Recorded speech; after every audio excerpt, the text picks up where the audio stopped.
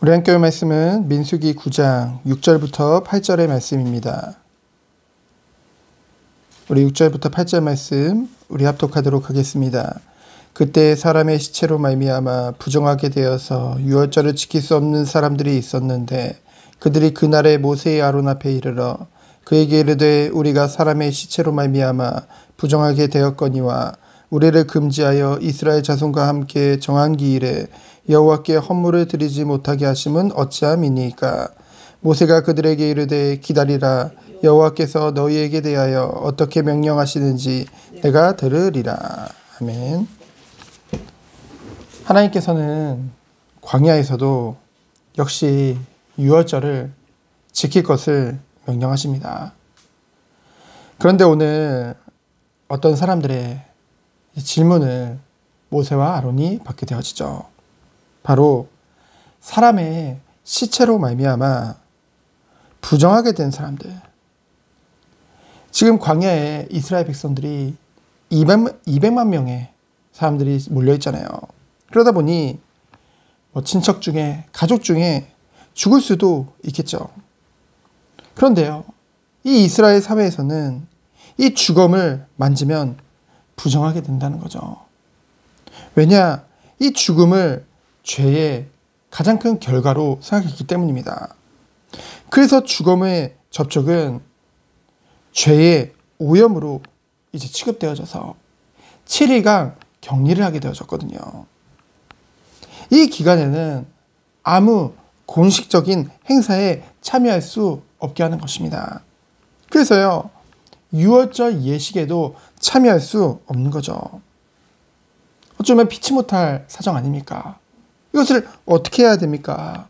우리가 이로 인해서 유월절 예식에 참여하지 못하는데 어떻게 해야 됩니까? 지금 모세와 아론에게 질문하는 거예요. 이에 모세의 대답은 무엇이었습니까? 어쩌면 문제라고 할 수도 있는데요. 이 문제가 왔을 때 성급하게 그것을 해결하려고 하기보다는 어떻게 했습니까? 기다려라. 막연히 기다리라고만 하지 않았습니다. 뭐라고 했습니까? 여호와께서 어떻게 명령하시는지 내가 들으리라. 하나님의 그 명령을 듣기 위해 기다리는 그 모세. 이것은 뭡니까? 하나님께 순종하고 하나님의 명령을 따르겠다는 믿음의 고백이죠. 자기 뜻대로가 아니라 오직 하나님께서 통치하시도록 모든 것을 맡기는 모습입니다.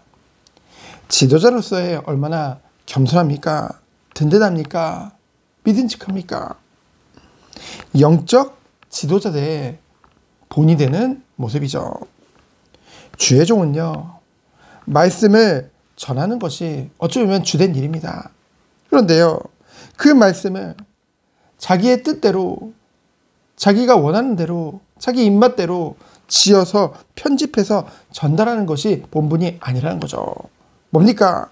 하나님의 말씀을 먼저 듣고 그 말씀을 통해 하나님께서 어떻게 명령하시는지를 잘 전달하는 것이 중요한 줄 믿습니다.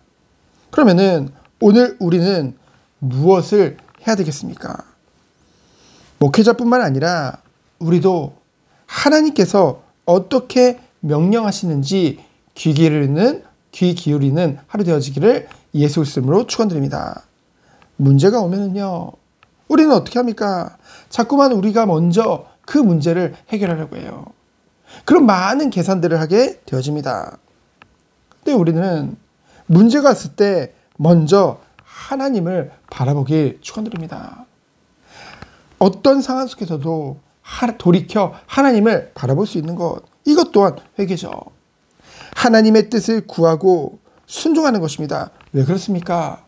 우리 하나님은 완전하신 하나님이기 때문에, 전지전능하신 하나님이시기 때문에, 미쁘신 하나님이시기 때문에, 그러한 하나님께서 나를 통치하시는 나의 왕이요, 또한 우리를 자녀 삼아주셨다는 거죠.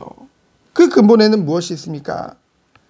하나님의 완전한 사랑이 있는 줄 믿습니다.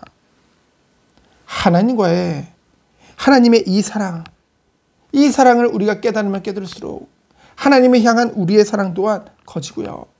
그런 하나님과 늘 교제하길 원하는 거죠. 거기서부터 자녀와 하나님과의 그 친밀함이 나오는 것입니다. 여러분, 육신의 아이도요, 언제 자존감이 올라갑니까? 부모와의 스킨십을 통해서 아이의 자존감과 안정감이 높아지는 거죠. 그래서 성장 과정 중에 부모와의 스킨십이 별로 없으면요, 육신뿐만이 아니라 마음적으로도 정서적으로도 뭔가 결핍이 있을 수밖에 없고, 그것이 뭔가 자존감이나 여러 가지로 연결되어진다는 거죠. 하나님과의 관계 또한 동일합니다. 뭡니까? 하나님을 지식적으로, 저 어렸을 때 많이 들었거든요. 하나님 자녀로서의 자존심, 자부심, 자긍심을 가져라. 그것은요, 말씀으로 깨닫는 것은 한계가 있다는 거죠. 그걸 말로만 깨닫는 것은 한계가 있다는 것입니다. 오히려요, 그것을 지식적으로 계속 듣게 되면은요, 뭐냐면은요, 그것이 오히려 교만의 열매로 나타낸다니까요. 하나님과의 관계는 지식적인 것이 아닙니다. 부모가 자녀에게 내가 내 부모야 가르쳐서 자녀가 부모라는 것을 확신하는 게 아니거든요. 또는 배워서 부모인 것을 아는 게 아니라는 거죠. 어릴 적부터 함께하고 부모님이 보살피고 먹여주고 늘 함께하고 교제하기 때문에 그 부모라는 것을 알 수밖에 없다는 거죠. 우리가요, 예수 그리스도의 보혈로 그 하나님의 그 백성으로 부름을 받았단 말이에요. 그 역임을 받았다는 것입니다. 그러면은 우리에게 있어야 될 것은 무엇입니까? 하나님과의 끊임없는 동행이에요.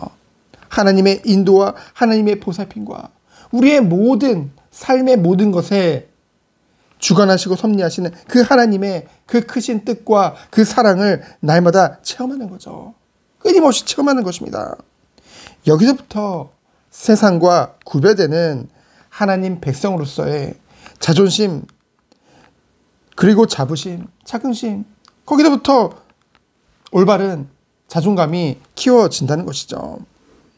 그래서요, 정말로 부모와의 친밀함이 있는 자녀들은 때로는 세상이나 그것에 휩쓸려가지 않습니다. 똑같죠. 하나님과의 깊은 교제가 있는 주의 자녀들은 세상을 바라보지 않습니다. 오직 하나님만을 바라보며 이 안에서 참된 기쁨과 만족을 느끼게 되어진다는 것이죠. 오늘도 수요예배 있습니다. 수요예배를 통해서 하나님과의 친밀함이 회복되어지는 그 키가 뭡니까? 바로 예배죠. 하나님께 영광 돌리고 하나님의 크신 사랑과 그 은혜를 마음껏 체험하는 그런 예배 되어지기를 예수 그리스도의 이름으로 축원드립니다. 시간 기도합니다. 하나님 감사합니다. 오직 하나님께만 영광 돌리는 우리 모든 주의 자녀들로 주께서 축복하여 주옵소서. 오늘 하나님과의 깊은 교제를 통해 더욱더 주님을 알고 주님의 사랑을 깨닫고 이 안에서 참된 그 은혜가 넘치는 하루 되도록 주께서 축복하여 주옵소서. 살아계신 예수 그리스도 이름으로 기도합니다. 아멘.